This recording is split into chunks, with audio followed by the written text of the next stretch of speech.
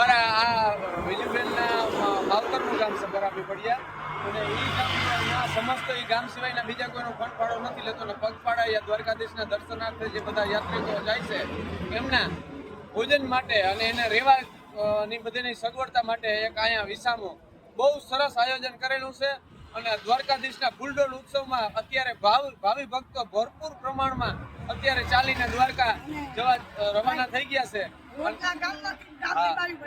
બધી ગામની બાઈઓ બહેનો રોટલા ઘડી અને અહીંયા પહોંચાડે. મોટામાં મોટી વાત એ છે કે નહીં કોઈ અહીં બીજા ટૂંકમાં વધારાના ઓલા માણસો રાખવામાં આવે, બધા ગામડે ઘરેથી પોતાનું અનાજ બધા જે રોટલા ઘડી અને અહીં પહોંચાડવામાં આવે. લાલે પણ પ્રસાદી લીધી છે. કેટલા વર્ષથી આ વિસામો ચાલુ કર્યો? 9 વર્ષથી આ વિસામો ચાલુ કર્યો છે. કામ બરાબર કરેલું છે. યાત્રાળુને બધાને જમવા માટેની વ્યવસ્થા, સુવા માટેની વ્યવસ્થા, તેમજ નાવા ધોવાની વ્યવસ્થા એ બધી સગવડતા આપીએ છીએ. ચા પાણીની પણ વ્યવસ્થા રાખીએ છીએ. બીજા કોઈ ગામ સિવાયના બધા લોકો ખૂબ ધામધૂમથી હળી મળીને સેવા કરે છે.